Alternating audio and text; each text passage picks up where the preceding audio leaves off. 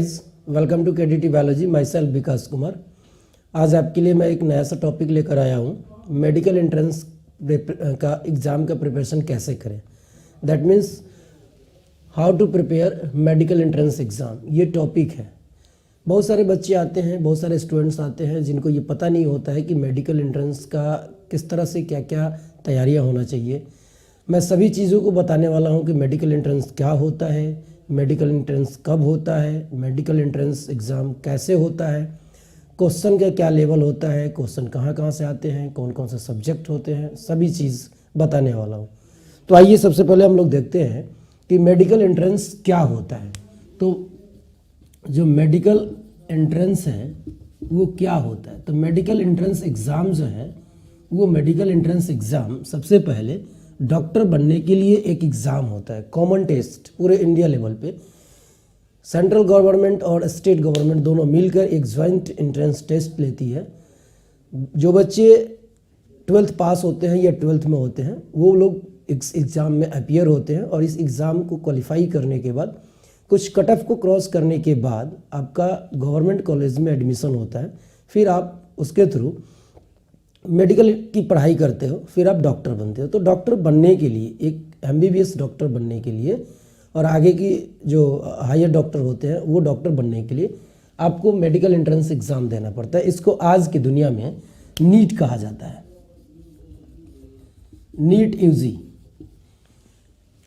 National entrance exam test undergraduate. ठीक है, अब हम बात करते हैं कि इस नीट को देने के लिए या इस मेडिकल एंट्रेंस एग्ज़ाम को देने के लिए आपको सबसे पहले क्या एलिजिबिलिटी होना चाहिए।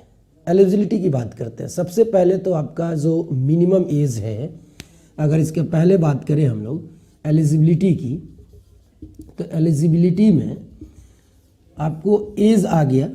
एज क्या होना चाहिए, एज जो है मिनिमम एज 17 ईयर्स होना चाहिए। मिनिमम 17 ईयर्स सबके लिए होना चाहिए, सभी के लिए, चाहे वो जनरल के लिए हो, चाहे OBC हो या ST SC कुछ भी हो।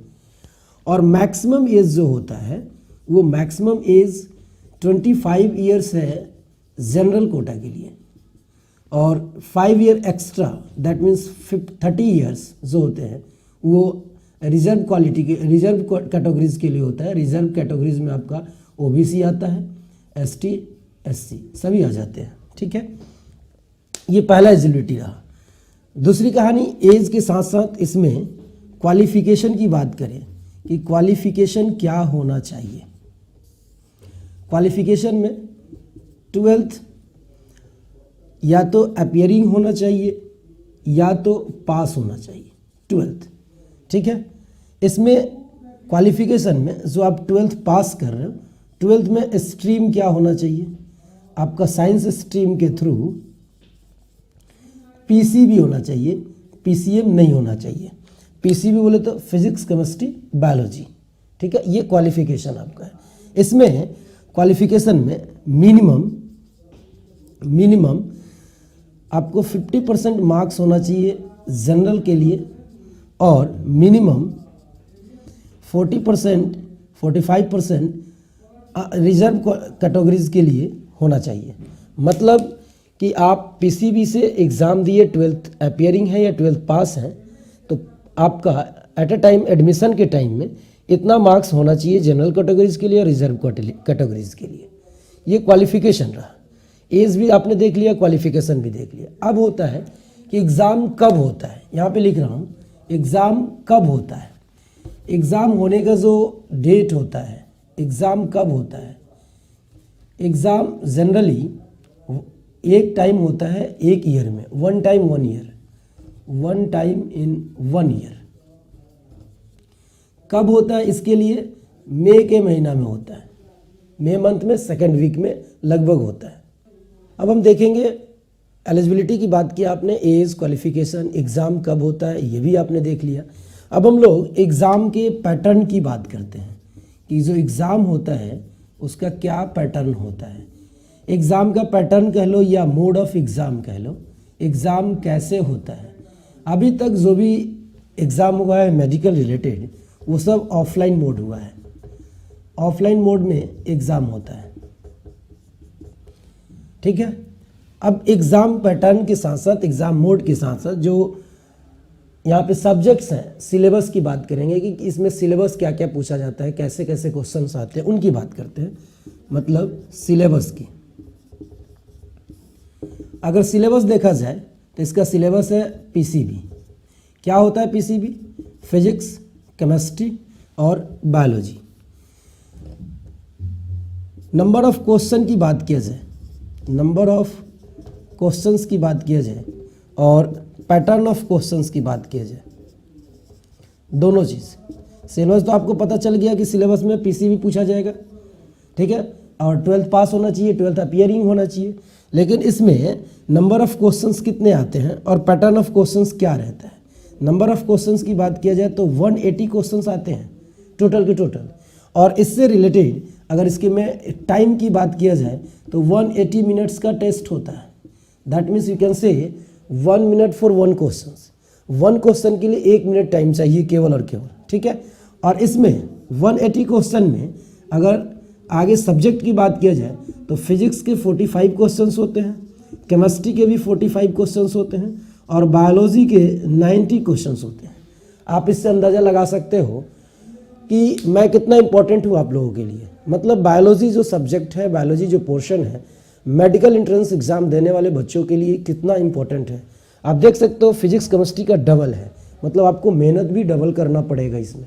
और जो भी स्टूडेंट्स अपीयरिंग में है, जो भी 12th पास आउट है, जो मेडिकल एंट्रेंस की तैयारी में लगे हुए हैं, वो हमारे ऑनलाइन क्लासेस के लिए केडीटी बायोलॉजी आप ज्वाइन कर सकते हो। आप यूट्यूब चैनल पे जाइए, वहाँ पे केडीटी बायोलॉजी चैनल आपको मिलेगा और बहुत सारे चैप्टर्स के बारे में आपको वहाँ पे इन्फॉर्मेशन मिलेगा। ट्रिकी वे में आपको बहुत सारा कंसेप्ट मिलेगा, तो आप वहाँ पे जाके विजिट कीजिए।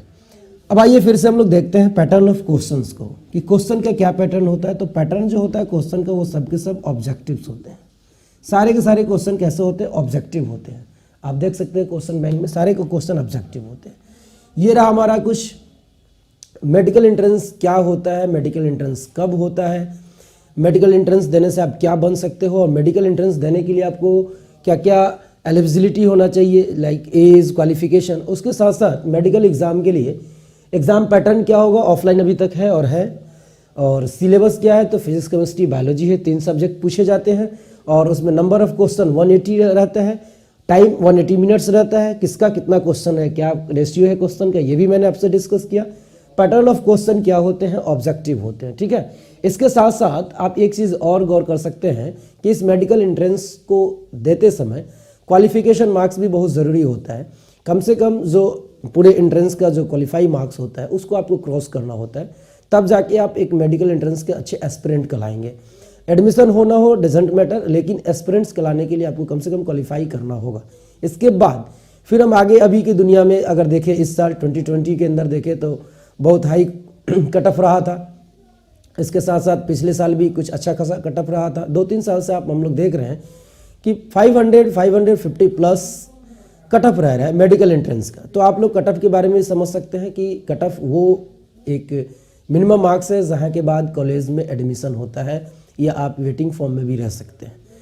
ये रहा आपका कुछ तैयारी करने का तरीका कि मेडिकल एंट्रेंस एग्ज़ाम की तैयारी कैसे करें, मतलब कि क्या क्या चीज़ को ध्यान में रखना चाहिए, कब कब क्या क्या आपको करना है, क्या क्या कैसे कैसे होता है, इन सब बातों को मैंने आपको बताया, सारा चीज़ बताया।